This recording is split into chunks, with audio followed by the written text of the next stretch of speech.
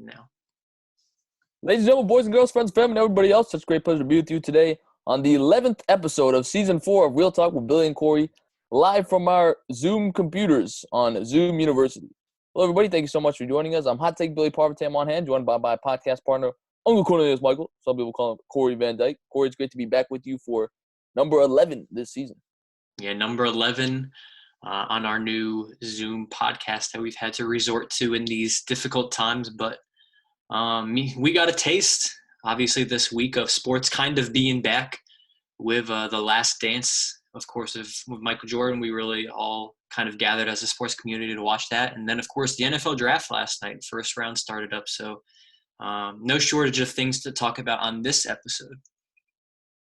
For sure, and let's get right to it. Again, we've got an action-packed podcast. We're going to talk about the NFL draft as well as Last Dance, some other moves happening in the NFL, and of course, continuing our Mount Rushmore segment that we have been doing for the last couple podcasts. But let's start again with that sports event that we've been waiting for a long time, even though it wasn't a live-action game. It was the NFL draft done virtually last night. It felt a little slow, although I really shouldn't be complaining because we haven't had any sporting events.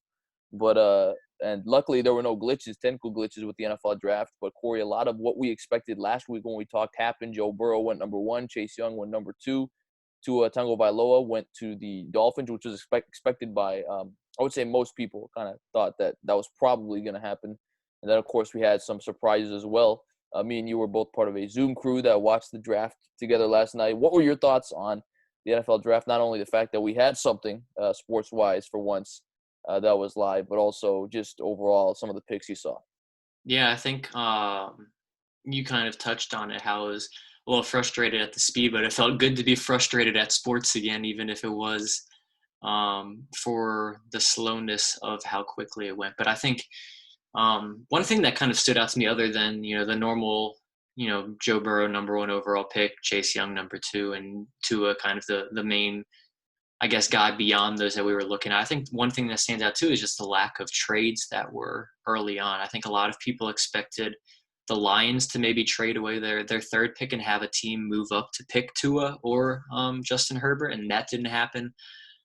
There was no trades, I think, even until, pick 13 with the 49ers. So we really saw a lot of teams just kind of content with where they were. I think maybe even the Zoom format, the video conference format of this had to do with that, where some of these teams weren't comfortable exactly maybe putting on, a trade out there without, seeing some of these guys and stuff like that. So I think that kind of stood out for me.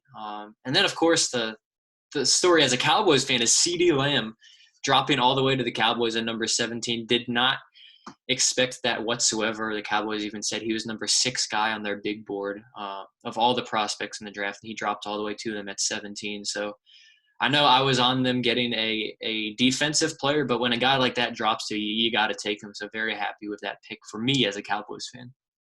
Yeah, our friend Bassam was not happy with that pick because he had money that the Cowboys would select a defensive player. And I think, honestly, the Cowboys were able to even get Lamb because some other things happened where he all of a sudden fell into the lap. And I think it kind of also encapsulates Jerry Jones. He's going to maybe pick the most exciting player instead of maybe who the team needs exactly. I know now it's obviously turned out to be a home run pick, but people were shocked a couple years ago when he traded up to draft Ezekiel Elliott. So that, I think it's kind of been what's expected of Jerry, especially because he was in a yacht too. I mean, I don't know what that was. He was $250 million yacht he was in.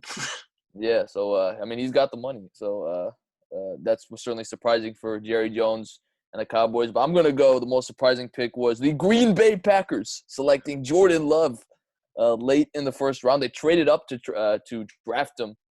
And, of course, being from Utah State, kind of one of the under-the-radar type of guys. But I guess according to what the experts are saying, pretty good pickup to get in the first round. And I actually saw a tweet from Adam Schefter that said it kind of actually compared and contrasted Mike McCarthy, who's now, of course, the Cowboys head coach, and Aaron Rodgers. He said, former Packers head coach Mike McCarthy gets a first-round wide receiver in his first draft with the Cowboys, and Aaron Rodgers doesn't get a first-round wide receiver or running back for the 15th straight year. Instead, they draft his successor. Kind of reminds you of when the Packers, when they had Brett Favre drafted Aaron Rodgers, And now in this draft, they take Jordan Love to back up Aaron Rodgers. What were your thoughts on that whole situation?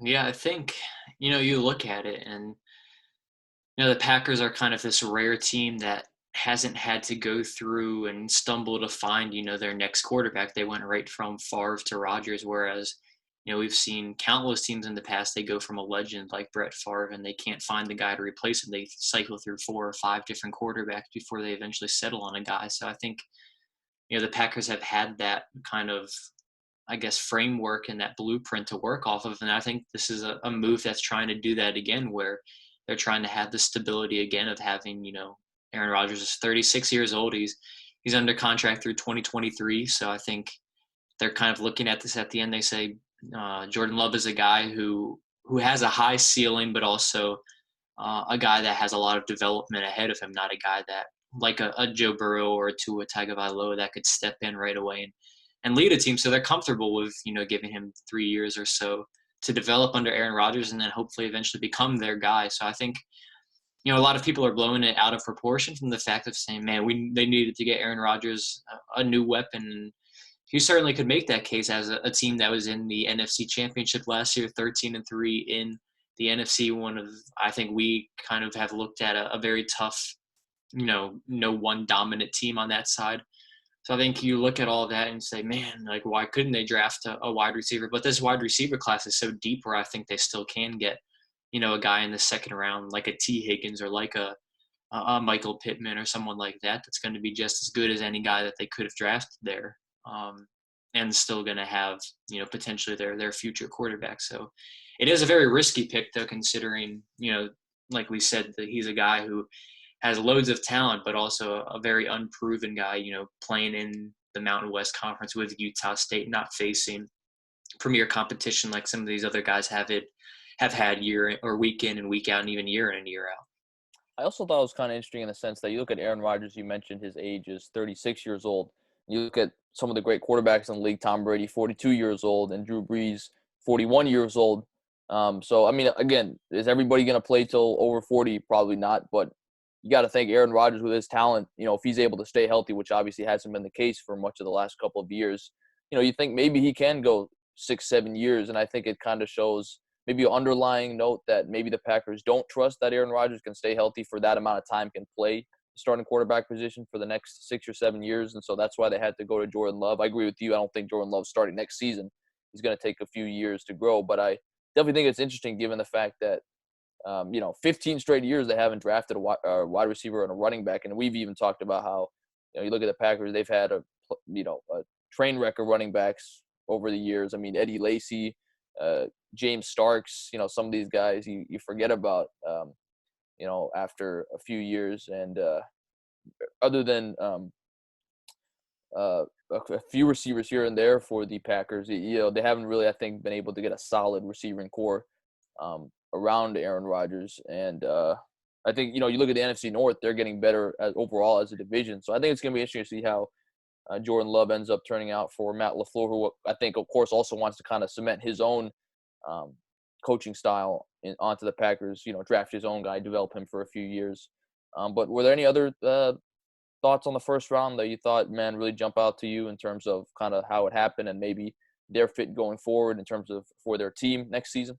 I think another one you look at is the very last pick of the draft, Clyde Edwards-Helaire, being taken by Andy Reid and the Kansas City Chiefs. And he's a guy that kind of I don't think either one of us knew about him going into this year, much like Joe Burrow in a sense, but shot up with that LSU offense that they had this year and, wasn't even projected to be the first running back taken. I think a lot of people pegged him as a third or fourth running back in this draft, but he kind of fits, I think, in with what Andy Reid wants to do in that system, the screen passing game. He obviously did that a lot with Joe Burrow at LSU. And, he's a guy, I think the comparison that a lot of people draw him to as a guy who's 5'7", but extremely muscular, extremely buffed is Maurice Jones-Drew, a guy we saw all those years with the Jaguars, a really capable and reliable running back there. So I think you look at him and you kind of see how running backs have been devalued over the years. I thought that was a bit of a surprise with Andy Reid taking him, especially when a guy like DeAndre Swift has really been seen as the top in the running back draft. Even guys like Jonathan Taylor with Wisconsin, who I mentioned on the last podcast, who I thought would be the best running back out of this group. So I think that's another kind of surprise and a pick that kind of jumped out to me. Yeah, for sure. And I think it's going to be interesting to see how Tua ends up doing with the Dolphins. Of course, people thought that the Dolphins might trade the pick, or they might trade up rather to get the pick, or maybe some other team might trade up to get Tua. Obviously, he played at Alabama for Nick Saban, so he's used to playing big time competition at his level. And we'll see. I mean, the AFC East we've talked about is you feel like it's wide open for the first time in 20 years since Tom Brady left. But whether or not the Dolphins and Tua can maybe make some noise in the division remains to be seen. You still got Sam Darnold and the Jets. The Bills, if you're just going off what happened last season, are probably the slight favorite going into this season. And you never know with the Patriots. They still have the best coach in the NFL. Mm. I think I've said I still believe they're going to win the AFC. So it's going to be interesting to see how Tua does in Miami as well. And, of course, like I mentioned, Alabama quarterbacks don't have a good track record of doing well in the NFL. So we'll see what happens with Tua Tagovailoa. But nonetheless, a good discussion on the NFL draft. Of course, just good to have sports again and even complain about it, even though I will say the pace was maybe a little bit too slow for my liking, especially at the end there. Kind of when he felt like some of these teams already knew who they're going to pick, but having a delay game because they can have a delay game. There's no penalty in the NFL draft, unfortunately, for the most part. But let's move on now. Staying in the NFL, and you talk about the biggest sports news that happened, I guess, in the last couple of days in terms of active players in the NFL, and that's Rob Gronkowski, a guy who's viewed as by many as the greatest tight end of all time, traded to the Buccaneers. Of course, he retired a couple seasons ago and decided to come out of retirement, and the Patriots traded him to the Buccaneers. They got a fourth-round pick out of it, and the Patriots will send a fourth-round pick as well as Gronkowski to the Buccaneers, of course, pairing him right back up with Tom Brady. It's going to make for an exciting team coming up this season. So, Corey, what were your thoughts on the trade, and do you think this helps the Buccaneers at all? Yeah, I mean, you look at it, and Gronkowski, if when healthy, has been the most dominant tight end that I think me and you have both seen in our time at growing up and watching the NFL and stuff like that. He's a 6'7", 250, has a frame like that. It's just a dominant receiver that Tom Brady has enjoyed the luxury of having all these years and gets to pair right up with him again, keep that chemistry rolling. And you look at the weapons that Brady is going to have now. You have Mike Evans and Chris Godwin on the outside, and then O.J. Howard and Gronkowski as the tight ends running down the middle. You pair that up with anybody, and they're going to be successful, much less Tom Brady. So I think you look at this, I think this even bumps up the Buccaneers a little bit than we might have been expecting. I know I pegged them as a team that would be fighting for wild card berth, but I think I look at it now and I think, man, they're really a team that could battle the Saints for winning that division in the NFC South. So big, huge move by the Buccaneers. And it really kind of happened out of nowhere too. It was really, 1 minute it said, Bucks are entering trade talks to get Gronkowski. And it was like, when did Gronk even decide that he wants to play again? And then, 15 minutes later, it was official that he had, passed through and his physical had passed and all this kind of stuff, and he was going to be with the Buccaneers. And you're like, man, it just kind of happened out of nowhere. And there was a bombshell on that day. And I think, even the fact that it kind of shows Belichick's even able to get a draft pick out of a player that he doesn't even have anymore, out of a retired player, just kind of shows, that as well. Obviously didn't get a whole lot, just a fourth-round pick, but still the fact that the Patriots were able to get something out of a retired player, a player that wasn't even on their roster, just kind of shows what they're all about as well. So I think you look at it, and I think it has major implications in the NFC playoff picture really moving forward. And I was thinking, too, because my initial thought was, well, even if Gronk comes back, he's going to be washed up. But I was thinking, you look at, like, the guys you mentioned who are in this Bucs receiving core, Chris Godwin, Mike Evans, O.J. Howard. I was thinking, they don't need Rob Gronkowski to be the guy on offense. They've got all these other weapons. I think they just need him to be a presence on the field and really help mentor O.J. Howard, a guy both you and I know in our fantasy league. He was definitely traded in a heist for George Kittle. I won't reveal the names of those fantasy owners, but I think you think about it.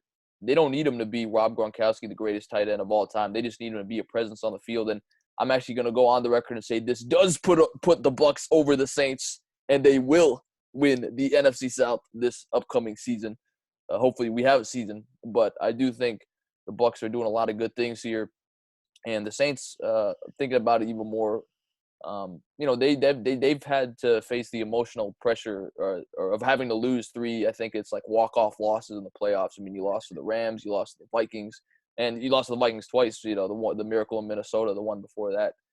So I think that I'm going on the record. The Bucs will win the NFC South. I don't know what your thoughts were on that, but I definitely like where the Bucs are headed right now.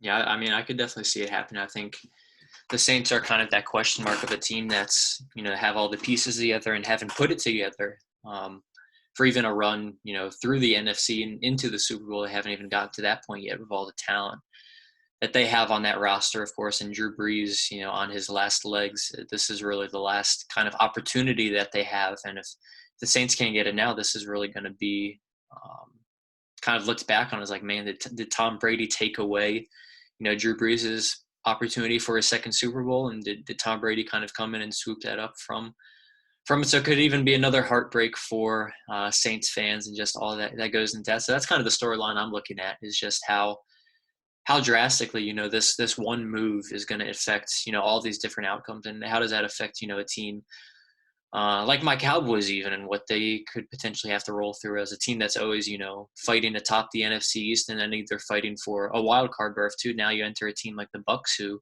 have a very good shot at a wild card berth, especially with, like we mentioned, all the pieces that are in place there, and a team that, you never really looked at before Tom Brady arrived and say, oh, that's a potential playoff team. Now, they're a team that takes up a spot, and that's going to have an effect on, some team that's fighting potentially for a wild card berth. So it really does have, huge ramifications across the entire NFC. And before we transition away from the NFL, quickly going back to the NFL draft, if you had to pick one rookie, it can be offense or defense, that you think is going to have a great season next season, who would you predict right now and why? That's a good question. I mean, honestly, I'm prone to say both CeeDee Lamb and Jerry Jeudy. I like both of those guys. Obviously, a little biased with the Cowboys finding CeeDee Lamb and being able to plug him right into that slot receiver spot that Randall Cobb occupied last year and Cole Beasley occupied all the years in the past, and kind of a vacancy there that he's going to step right into. So I like that, and I like Jerry Jeudy a lot, and just the type of impact that he might be able to have on the outside with Courtland Sutton, with Drew Lock giving him another weapon potentially. So I think those are two guys that I look at initially and think, man, that they could really be something. And of course, Henry Ruggs was selected ahead of all of them. So I'm a little precarious about him. And I think he has a lot of John Ross written over him, another guy that we saw run a 4.2 at the NFL Combine, and then really hasn't been much since he's been on the Bengals. So I think that's what I kind of see with Ruggs, and why I kind of favor, Lamb and Jeudy as two guys that could be potential impact players this year. I might be considered a little bit of a homer here, but I'm going to go with Chase Young will be the best defensive rookie in the NFL next season. And I saw a tweet yesterday that I think really makes this Redskins, talks about how underrated this Redskins D-line is. I mean, you got Chase Young, Deron Payne, Ryan Kerrigan, Jonathan Allen, and Montez Sweat. All five of those guys, by the way, were drafted in the first round. So I think this is an up-and-coming Redskins defensive line.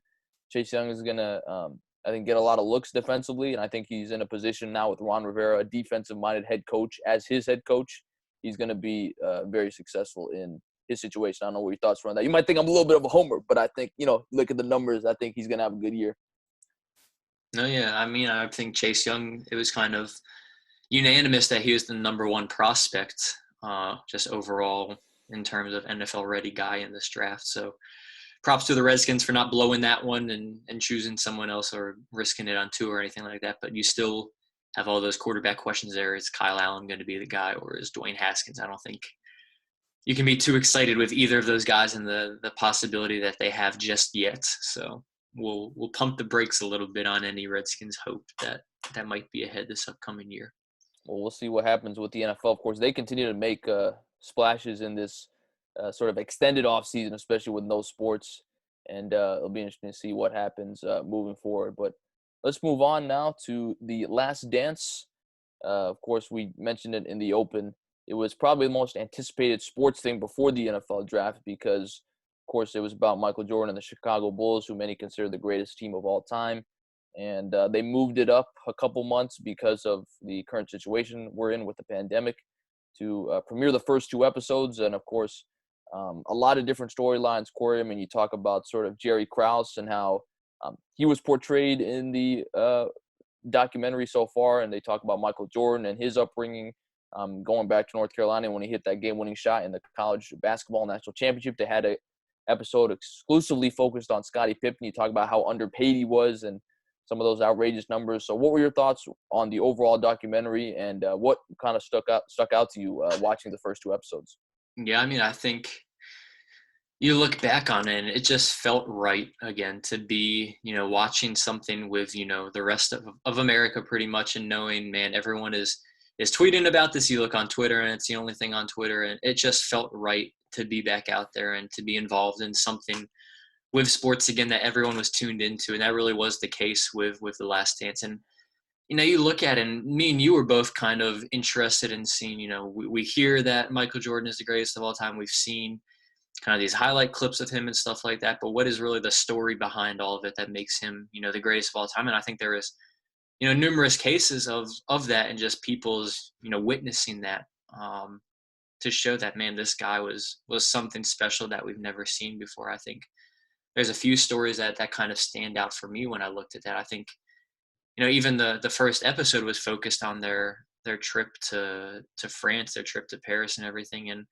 just the fanfare that he even had over there, where these fans are packing this arena for, a scrimmage, for a game that doesn't matter, and they all have their Bulls jerseys on in France. I think just shows, the magnitude of how big this guy's stardom was, how big Michael Jordan was even overseas. I think another thing I look at is, I believe it was either Roy Williams or Dean Smith was talking about him, and how when he first came to the UNC camp, he arrived as kind of an underrated, not much known about him as a prospect. And they said by the end of the 3-day camp there or whatever, they knew he was the best college basketball player, going to be college basketball player, freshman coming up in America, just from, that. I think that really shows something. And the story that I enjoyed the most was when they looked into Michael Jordan's second year, where he broke his foot, and it was pretty much going to be out for a long time. And they eventually got back at the end of the year, where he was on this minutes restriction, and he wanted to not be on this minutes restriction, and was even at this point where the doctors pretty much told him, if you play, there's a 10% chance you could re-injure it and, never play basketball again. And he was pretty much like, why is this even a question?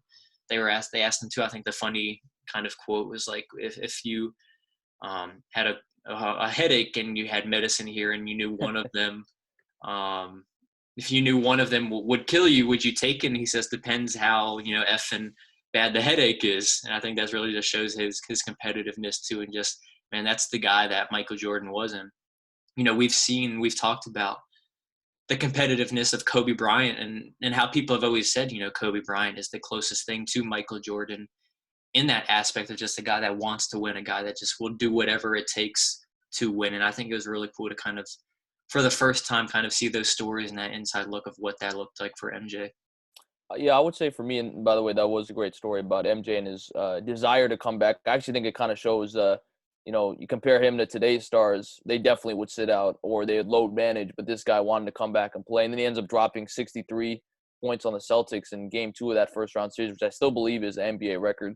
Mm-hmm. So that was a great story in and of itself. I just love all the people they interviewed. I mean, this really, they interviewed everybody, and even just the captions that the producers put for some of these guys. Like they interviewed Presidents Obama and Clinton, and for Obama they put former Chicago resident, and for Bill Clinton they put governor of Arkansas, former governor of Arkansas. And I know like people kind of had a good time with that, but I think it honestly spoke to sort of the context of which they're related to the Bulls. Of course, Obama having lived in Chicago, Bill Clinton being the governor of Arkansas at the time that Scottie Pippen was playing at Central Arkansas. So I just thought it was kind of funny and creative how they put that all together. Bob Costas, obviously one of the greatest sportscasters of all time. He was introduced as like former WGN anchor or something like that. And then just kind of hearing the story about Scottie Pippen, the youngest of, I think, 12 kids, and his dad and brother were basically in a wheelchair for a good portion of his life. And the fact that he was so underpaid, I mean, I think I saw, remember, it was like 7 years, $18 million. He was in the last of that deal, last year of that deal in 1998. And he was the 122nd best, rather highest paid player in the league, which is like, I mean, this is a top 10 guy who Michael Jordan won every single championship with, and yet he's, nowhere near paid like it. And I think it just also kind of, Corey, made me think about how in today's day and age, I mean, guys rarely finish out a contract. They usually renegotiate a couple years in. And here's a guy who was trying to get a contract from Jerry Reinsdorf, and it wasn't just with Scottie Pippen, but they were saying that Reinsdorf basically told anybody, like, don't come back to me until your contract's up. He was not a guy who would renegotiate mid-contract. So I just thought it kind of really talks about the difference between what players got paid then. And even, by the way, even Michael Jordan was severely underpaid for most of his career, but what players got paid back then and what they get paid nowadays. Yeah, and you mentioned the 122nd, highest paid player, and the equivalent of that in the NBA today is Thabo Sefolosha. So it's like you consider Thabo Sefolosha versus Scottie Pippen, or should we say Scott Pippen, like he was announced when he was drafted. It's just kind of mind blowing to think, like, man, like that's really, like we said, a top 10 player in the NBA at a time being paid like that, being paid like a guy like Thabo Sefolosha, what that means. It's crazy to even think back and look back on something like that. I don't know about you, but I'm really looking forward to, I don't know if it's this weekend. I'm not sure if they release like the details of the episodes beforehand, but I really hope they do an episode on Dennis Rodman.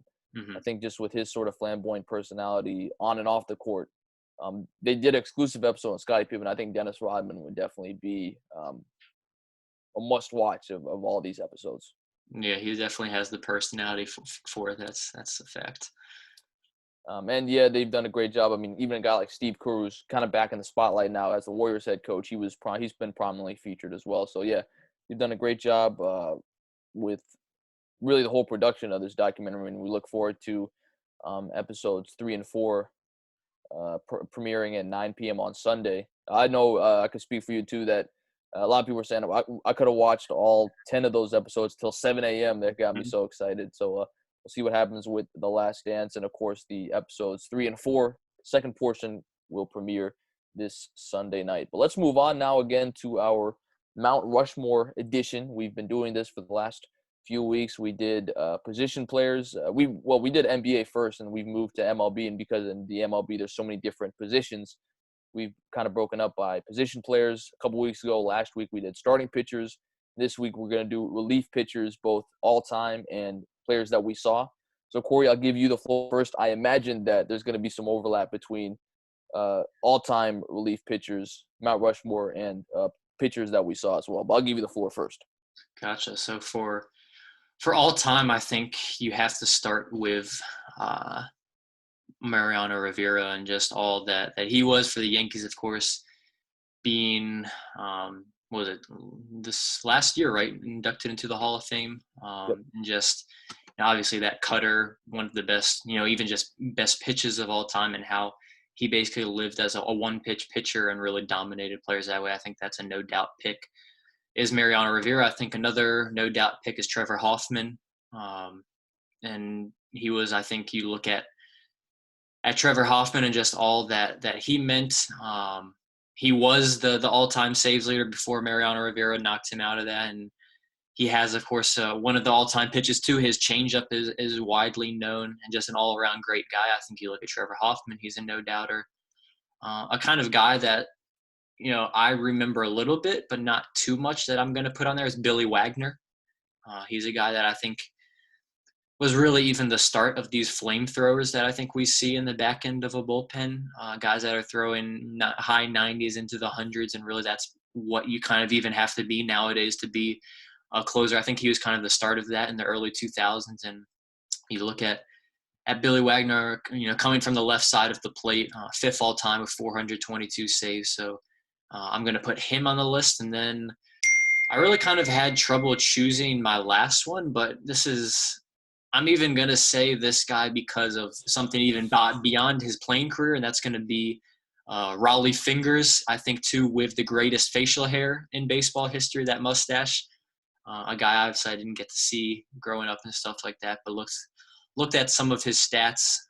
He's 10th all time on the career saves list, career ERA of 2.90, and his best season was 1981, where he won the Cy Young and the American League MVP that year as a reliever, which is kind of saying, in itself how dominant he was. Career low ERA of 1.04 that year. So I'm going to put Raleigh Fingers on there for his on the field acclaim and also his off the field acclaim with that handlebar mustache.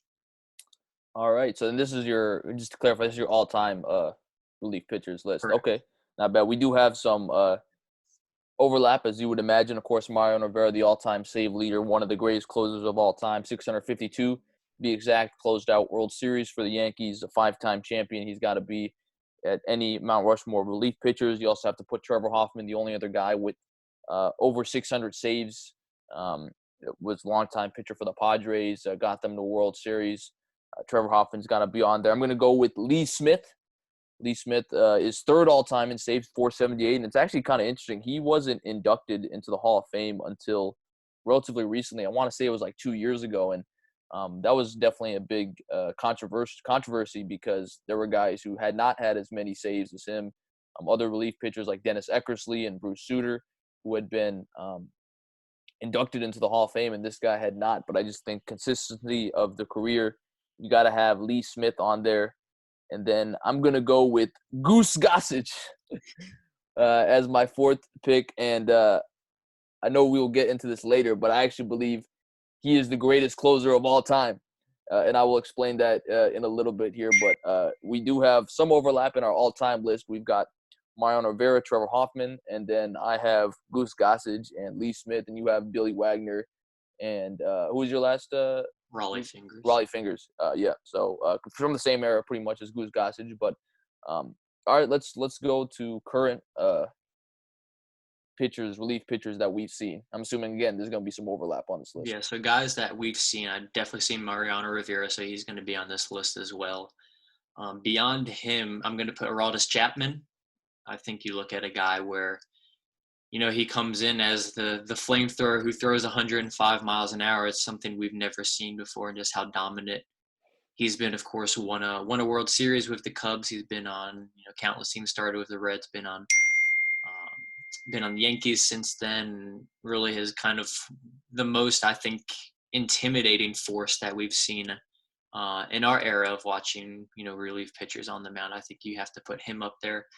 I'm going to say Craig Kimbrell, a guy that when he was with the Braves during those years and when he was with the Red Sox, obviously on their World Series run, he was a guy who was dominant and didn't have as great of a time, as this past year when he kind of took some time off and kind of was holding out for a better contract and ended up with the Cubs, kind of struggled. But I think you look at him just over the course of our time and the time that I've been watching baseball, he's always been a dominant guy, has that weird stance where he's just kind of glaring down, crouched over, looking at a player. So I think you got to throw Craig Kimbrell up there with just his devastating slider and overpowering fastball.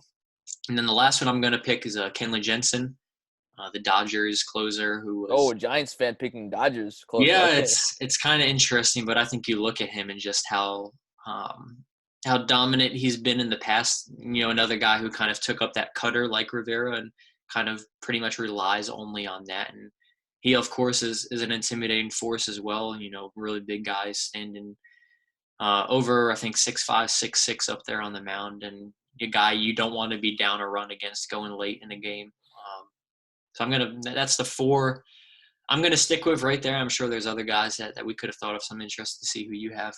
So your four picks, again, are Rivera as well as Craig Kimbrell and Chapman and Jansen. Okay.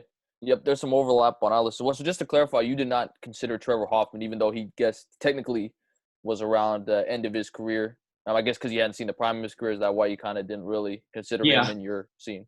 Yeah, pretty much. We saw a little bit of Trevor Hoffman, but not really the point where, this was the guy that a lot of people have come to remember him from video games and stuff like that, but don't really remember watching him as much, so I didn't include him. All right. Well, I agree with you. Of course, Mariano Rivera has to be on the list in terms of great closers we've seen. I mean, we saw a good portion of his career. I'm going to have Mariano Rivera. I also agree with Aroldis Chapman, probably the hardest thrower I've ever seen. I mean, he consistently hits over 100 miles an hour. And unfortunately for him, keep in mind, he also closed out the World Series. Or he didn't close out the World Series, but famously in Game 7, blew the lead, but then was able to kind of bounce back and end up getting the win for the Cubs. Mm-hmm. They broke the curse of the Billy Goat. Unfortunately, I also remember him giving up that home run to Jose Altuve, although Altuve probably knew the pitch in advance, so I can't really blame him for that maybe. And after that, I'm going to go with this name might shock you or throwback machine, Francisco Rodriguez, K-Rod. He's among the all-time save leaders, 437. He also had the MLB single-season saves record at 62. So you talk about definition of a closer, getting the job done. He had the all-time best single season. And then for my last pick, this was kind of back and forth because I do like Craig Kimbrell, and I remember him as a Atlanta Brave, the Nationals having to face him a lot of times, and I felt like it was pretty much over when he came into the game. But I'm actually going to go with Jonathan Papelbon. He's a guy that obviously Nats fans will remember. He choked Bryce Harper in the dugout. Although now it doesn't matter because Bryce Harper left, and as he said, got DC a World Series. He left, and the Nats won the World Series. So thanks, Bryce Harper.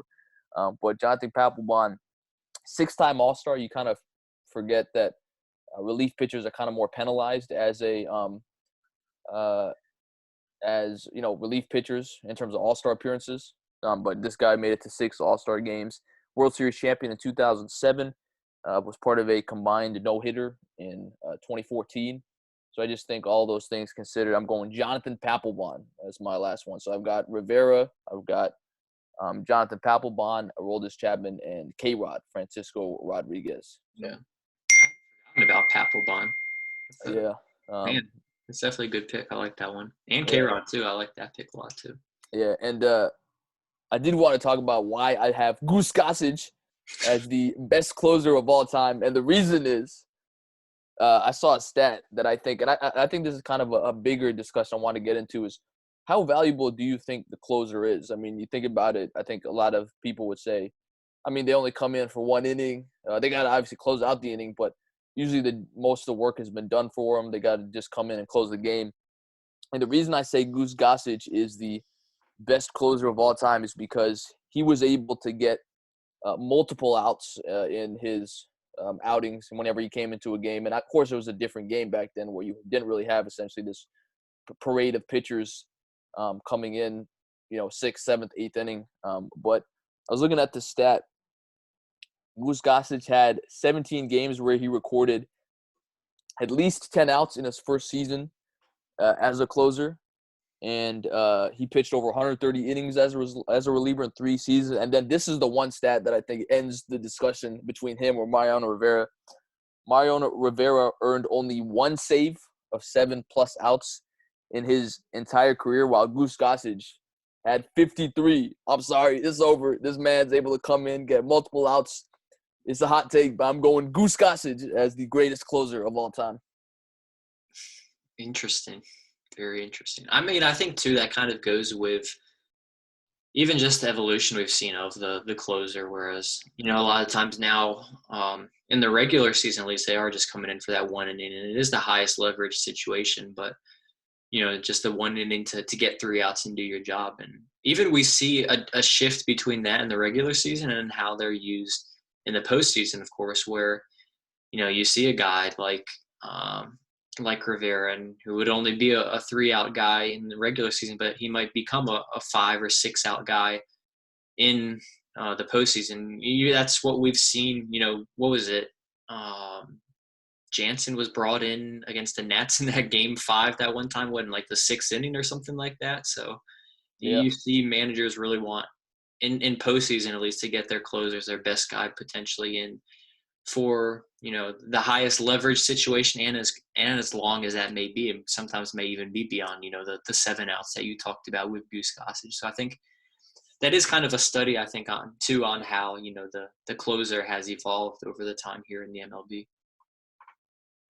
And I think one thing too, you talk about the postseason, is that a lot of times, this is why I do think the closer has been devalued, because you look at the postseason a lot of times. You mentioned Kenley Jansen, but a lot of times if you got a starting pitcher who's really good in the bullpen in high leverage playoff games, they're going to bring that guy in. As a Nats fan, we saw it all throughout last season. I mean, how terrible the Nats bullpen was, and then in the postseason, they basically only trusted Sean Doolittle and Daniel Hudson to get any big outs. I remember even in that Game 7 against the Astros, I think Scherzer went 5 innings, and then they went to Patrick Corbin for like 3 innings, and then Daniel Hudson closed out the game. So I do think that, especially if you really don't trust your relief pitchers, a lot of times, especially in the postseason, you'll see these starters come in and really give you multiple innings. So I think that's kind of I don't know if you had any take on that. Has the closer kind of been devalued? I do think, you look at the postseason, some of these moves managers make,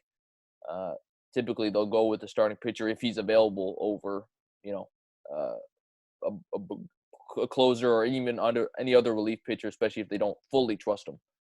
Yeah, it is definitely a good case. I mean, we've even seen teams that, don't have a dominant closer that still win a World Series. I mean, you even look at the Nationals this year. I don't think by any means we say Daniel Hudson's a dominant reliever, a dominant closer, but they had all the pieces in place that they needed, and they didn't need a Kenley Jansen. They didn't need a Mariano Rivera on the back end to get the job done. They just needed a guy who would be consistent enough, and that's really what the name of the game was. So I think there is some validity to, the closers kind of being, devalued in a sense. And even I always think back to my Giants a lot too. And I think, the one year you can look at is Brian Wilson was an all-star closer for them in 2010. But then in 2012, they went through 2 or 3 different closers, eventually settled on Sergio Romo, and he's by no means a dominant guy, but just kind of got the job done. And Santiago Casilla was their guy in 2014, and by no means a dominant guy, but just kind of got the job done. And not a guy that any team will go up there and say, man, we have no shot against this guy. But it does kind of, I think, show to the like you said, the devaluing of the closer a little bit. And even you look at the Giants in 2014 Game 7, who was the guy that came in and essentially closed the World Series? Madison Bumgarner.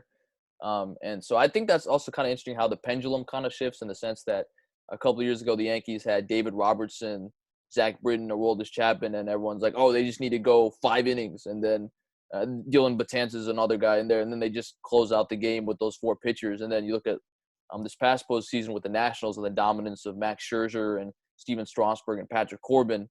All of a sudden people are saying, well, if you have the good starters who can give you 7-8 innings, that ultimately ends up winning the World Series. So I do think it's interesting that you see sort of that pendulum flip from, relief pitchers are the best, to now it's, the starters are kind of set the tone for the game.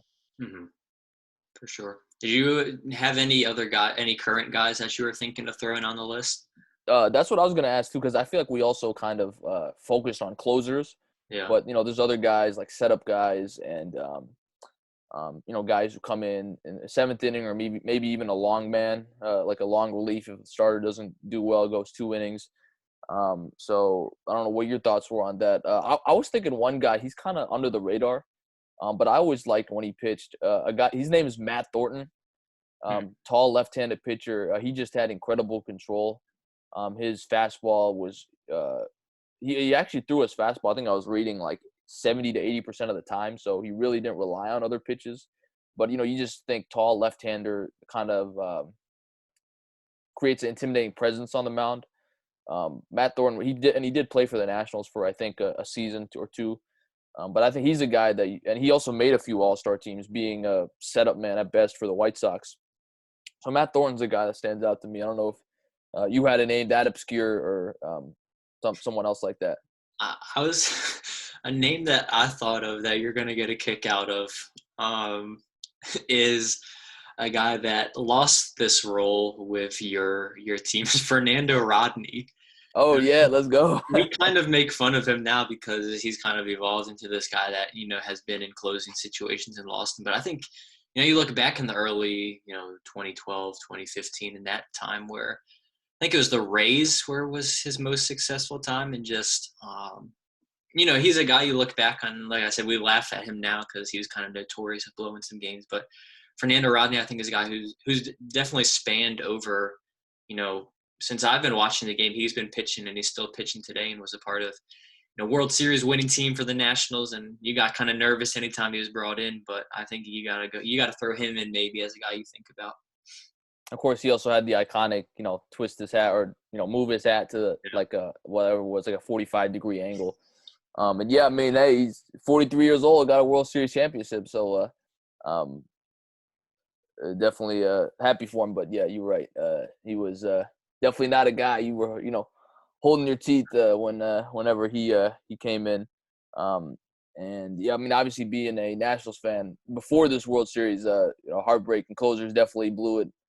Drew Storen blew it a couple times, and so definitely a bullpen. Bullpen is important, but I do think if you've got great starters who can give you 7-8 innings, that certainly helps take off the pressure from the bullpen. And that's one thing I want to ask you about, because we talked about Mariano Rivera, and another guy who he was often compared with, not that position by position, but he was with Derek Jeter all those years. I remember watching a kind of a debate a few years ago on ESPN who had the greater career, Derek Jeter or Mariano Rivera. Who would you kind of think is who would you kind of pick? Because I think a lot of people will automatically say, well, Derek Jeter's the position guy, he's playing every day. But people say, well, Mariano Rivera, many people consider, maybe not me, but many people consider him like the greatest player to ever do his job. That kind of bumps him over Derek Jeter. What are your thoughts on that, Jeter or Rivera?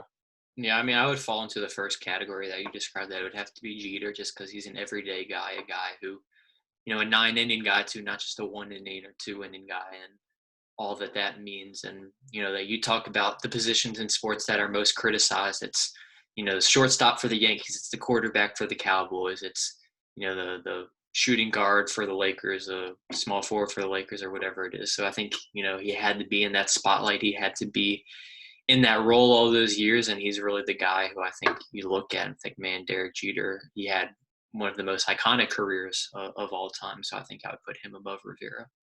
Yeah, I would agree. The way I look at it is Derek Jeter sets it up for Mariano Rivera. Mariano Rivera can't be in the position he is if Derek Jeter does not get him to that position. And also, I don't know if you might I'm not saying Mariano Rivera is overrated, but you might call me a little bit of a hater, but you think about it too.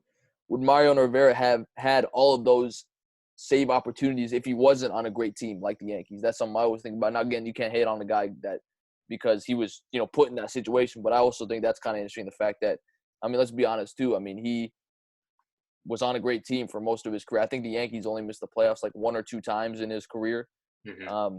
And you look at a guy like Trevor Hoffman. I mean, the Padres did make it to 1 World Series, but they were never considered, some amazing team. And yet he had over 600 saves as well. So I think that's kind of interesting. I don't know what your take was on that, or if you've ever thought about that, the fact that, I mean, look, this guy was on a great team that enabled him to have those save opportunities.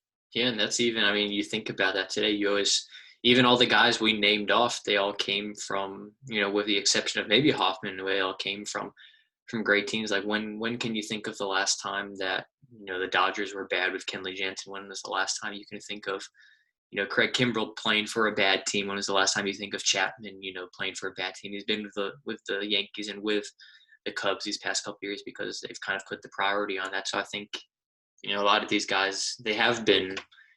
It's a double-edged sword with it, because like they're playing for these teams and they're the best, because they're ultimately the best in these high leverage situations. But also, would they have those same opportunities elsewhere to put that kind of on display? So I think there's validity to both sides, I guess you could say.